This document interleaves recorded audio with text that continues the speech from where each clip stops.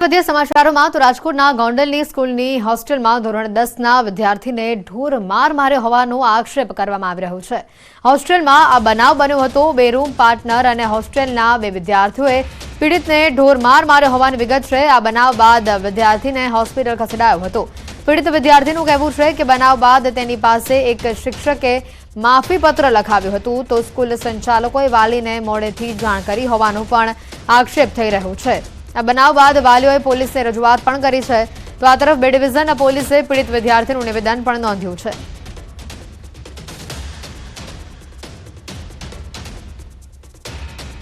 જૂની વાતો ઉખેરી મારા જાતિ પ્રત્યે જાતિવાદ ઉપાડી અને બોલ્યા કે એવું બધું કહી અને મને મારવામાં આવ્યો અને મેં તેને એક ભૂલથી ગાર દેવાઈ ગઈ તે માટે મને પટ્ટા અને પાટા ટીકાના મારવામાં આવ્યા અને સવારે જ્યારે હું તૈયાર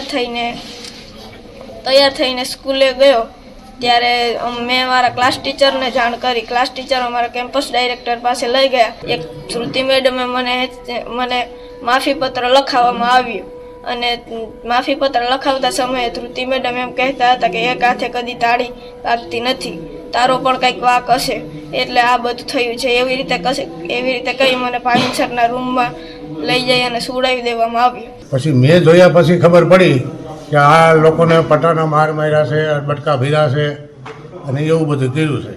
એટલે માનસિક ત્રાસના હિસાબે બહુ એ લોકોએ માર માર્યો હતો અને 2 થી 2.5 કલાકમાં સુધી મને ત્યાં બેહાડી રાખ્યો હતો સાહેબ। તે પછી મને છોકરાને મારા ભેરો કર્યો હતો એમ। પછી મેં છોકરાને પૂછ્યું, કીધું શું થયું બેટા? તો કે મને આ જાતિવાદીના હિસાબે મને માર માર્યો છે અને માને મારવા હાટું બીજા રૂમમાં લઈ ગયા હતા। મારા રૂમમાં મને માર્યો નથી, બીજા રૂમમાં મને માર્યો અને કાલે રાતે 1:30 વાગે બનાવવા બીનો બરોબર। કાલે રાતે 1:30 વાગે બનાવ બીનો અને આ દિવસના 4 વાગે મને સાહેબ 4:30 મને ફોન કર્યો। રાષ્ટ્રપતિ મેડલના નામની જાહેરાત થઈ ચૂકી છે। ગુજરાતના 17 પોલીસ કર્મીઓને આ મેડલ એનાયત કરવામાં આવશે। 2 પોલીસ અધિકારીઓને રાષ્ટ્રપતિ મેડલ અને 15 પોલીસ કર્મીઓને વિશેષ સેવા મેડલ એનાયત થશે। ડીએસપી શશિભૂષણ શાહ અને આસિસ્ટન્ટ સબ ઇન્સ્પેક્ટર પ્રદીપ મોઘેને પ્રેસિડેન્ટ મેડલ એનાયત કરવામાં આવશે।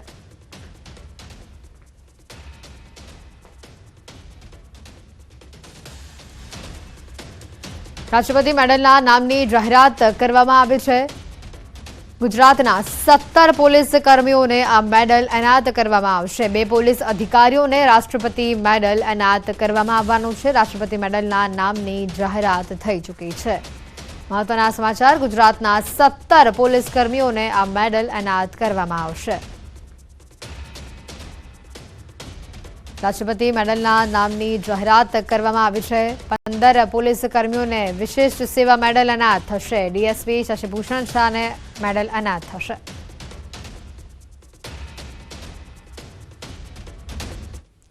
તમિલનાડુમાં અકસ્માતનો બનાવ સામે આવ્યો છે। આ સમગ્ર ઘટના સીસીટીવીમાં કેદ થવા પામી છે। ધર્મપુરીમાં તોપુર ઘાટ રોડ પર અકસ્માત થયો હતો। અકસ્માતમાં 4 લોકોના મોત થયા છે જ્યારે 8 લોકો ઘાયલ થયા હતા। રોડ પર 4 વાહનો વચ્ચે ગમખ્વાર અકસ્માત થયો હતો। આ દ્રશ્યો સમગ્ર સીસીટીવીમાં કેદ થયા હતા। જોઈ શકાય છે 4 વાહનો વચ્ચેનો આ જે ગમખ્વાર અકસ્માત છે। એક રસ્તા ઉપર ચાલતી ટ્રક આખી આડી થઈ જાય છે અને જે ગાડીની ટક્કર વાગે છે અને તે બાદ અન્ય વાહનો પણ આ અકસ્માતની ઝપેટમાં આવે છે। જોઈ શકાય છે અકસ્માતમાં અન્ય વાહનોના પણ કચરઘાણ થઈ ગયા છે।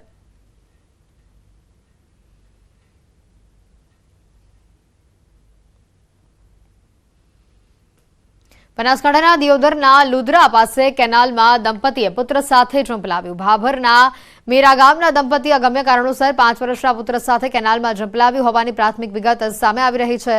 કેનાલ ઉપરથી દંપતીનું બાઇક મળી આવ્યું છે, જેને લઈને હાલ કેનાલમાં દંપતી અને પુત્રની શોધખોળ કરવામાં આવી રહી છે। પોલીસ અને ફાયર ફાઇટર દ્વારા તપાસ કરવામાં આવી રહી છે।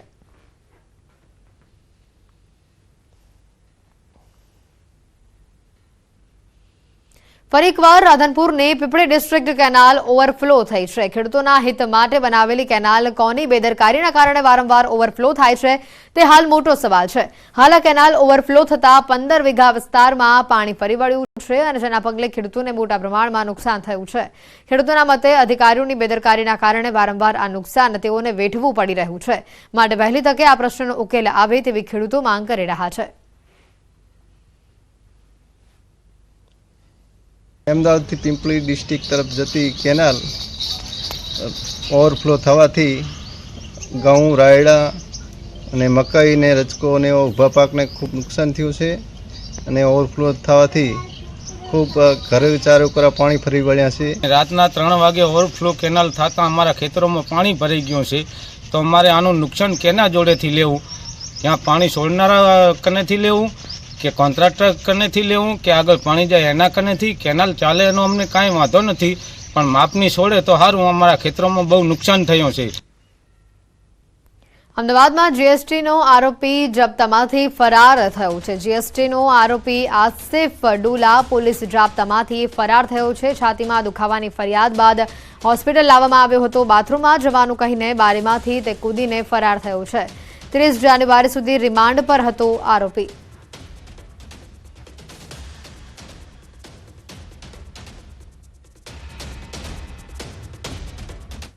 દાહોદના ઝાલોદ તાલુકાના થેરકા ગામે ઓટો રિક્ષામાં મહિલાની સફળ પ્રસૂતિ કરાવાઈ છે. મહિલાની સ્થિતિ ક્રિટિકલ હોવાના કારણે સ્થાનિકો દ્વારા રિક્ષા મારફતે હોસ્પિટલ લઈ જવાનો નિર્ણય કરવામાં આવ્યો હતો, પરંતુ અડધા રસ્તે જ મહિલાને પીડા થતાં એમ્બ્યુલન્સને જાણ કરવામાં આવી હતી. 108 એમરજન્સીના મેડિકલ ટેકનિશિયન આશિષ કે ડામોર અને અર્જુન કટારા તાત્કાલિક સ્થળ ઉપર પહોંચ્યા. મહિલાની હાલત ક્રિટિકલ હોવાના કારણે હલનચલન કરાય તેવી સ્થિતિ ન હોવાથી ઓટો રિક્ષામાં જ ડિલિવરી કરવાનો નિર્ણય કરવામાં આવ્યો.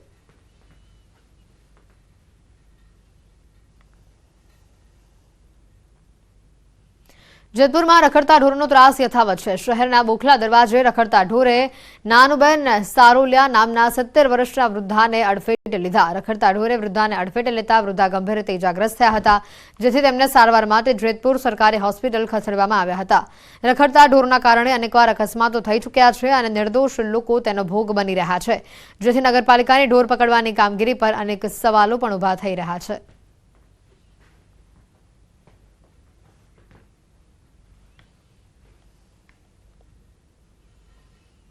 પાણીપુરી ખાવાના શોખીનો સાવધાન થઈ જજો. વડોદરાનો એક વિડીયો હાલ સામે આવી રહ્યો છે. તમામ લોકો માટે આ વિડીયો લાલબત્તી સમાન કિસ્સો છે. દાંડિયા બજાર વિસ્તારનો આ વિડીયો વાયરલ થઈ રહ્યો છે. પાણીપુરીની લારીવાળો પગથી ખૂંદતો બટાકા એ આ દ્રશ્યોમાં દેખાઈ રહ્યા છે. મોટા તપેલામાં પગથી કાચા બટાકા ધોવાઈ રહ્યા છે.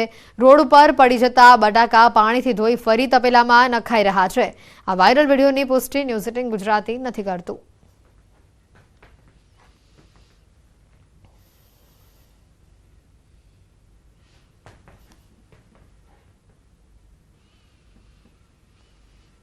સમાચારોમાં હાલ રોકાઈશું એક બ્રેક માટે.